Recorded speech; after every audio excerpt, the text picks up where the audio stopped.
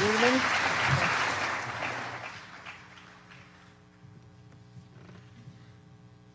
Dr. Craig's first point was that we agree that most likely Joseph of Arimathea buried Jesus. We do agree, in fact, but I think that Dr. Craig makes too much out of it. I'm glad that he admitted that this has nothing to do with the Jewish council determining the guilt of Jesus. So I'm very glad that he admits that. But secondly, he says, well, since Joseph, a council member, buried him, the place of Jesus' burial place was known in Jerusalem, and therefore people could have asked Joseph of Arimathea where he was buried in order to refute the Christian claim that he rose from the dead. That's the argument. Here I have to come to a major point, to a major question, namely, what do we know about Christianity in Jerusalem during the first weeks? And secondly, when did the Christian preaching start? Let me begin with the second question. According to the Acts of the Apostles, it was not until 40 days after Jesus' death that the preaching started.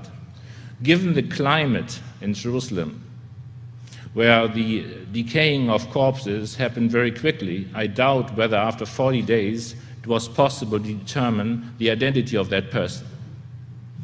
That's number one.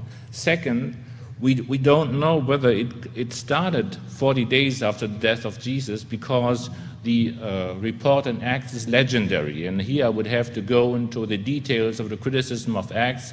Dr. Craig and I have a different opinion about the trustworthiness of the data in Acts. Let me explain that, or give you an explanation which relates to our discussion. According to the book of Acts, Paul was not an apostle. Paul was not an apostle, while according to his letters, whom I trust more, he was an apostle. So already on that point, the author of Acts was either ignorant or didn't tell the truth. If you look at the conversion story in Paul in Acts in chapter 9, you see it's in a series of 3 conversion stories. The conversion of the Enoch from Ethiopia, then Paul, and then the conversion of the first Roman centurion. So he thinks of Paul's turning to Christianity as a conversion and not as a calling to be an apostle. If that's the case, that the author of Acts was so ignorant about the history of the early days, we can't trust him, and we really don't know when actually the public preaching of Christianity started in Jerusalem.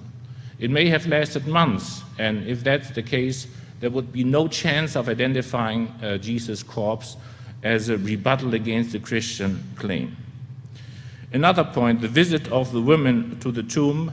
I don't think that we can say that the women visited the tomb. I would bracket that in and would postpone it, because there are other things we can discuss here, but if you have questions, I will come back to that. Let me now turn to major issues. How, Dr. Craig asked, was it possible, if we talk about visions or hallucination or guilt or work, that they saw a risen one, and not somebody who was in the paradise? You have to talk a little bit about resurrection. What does resurrection mean in the Christian context? Again, I base that on the letters of Paul. 2 passages, one is in Romans 1, 3-4, where it's being said, Jesus was made God since or through the resurrection of the dead. And second, in 1 Corinthians 15:20, Jesus is called the first fruit of the risen Christ is called the first fruit of those who are dead. So in other words, resurrection here means that the hope of the coming age that the Jews had was fulfilled. The general resurrection would take place, and Jesus was the first to represent that new age through his resurrection. That's the context of the talk about Jesus' resurrection. And that's also must have been the context that Jesus talked to his disciples about the future. My claim is Jesus must have talked in some ways about the resurrection of the dead to his disciples, so that the disciples were able to connect when he was dead.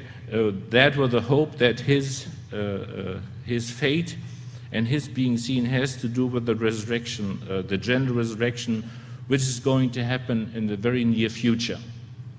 To give you another example of that, what I'm talking about, we have a passage in Matthew where we see Jesus died, and when he died, the moment of his death, the saints, the tombs were opening, the saints were walking around in Jerusalem, and Matthew is correcting that happened after 3 days, because he has still had the opinion that the resurrection of Jesus happened on the third day. But originally in that text that Matthew is quoting, the idea was that Jesus, when he died, was immediately exalted to heaven, and that then led to the fulfillment of the hope of a general resurrection, that all the Christians, all the saints would be coming out of their tombs. And here we already see that it was not universally held in Christianity that resurrection happened on the third day.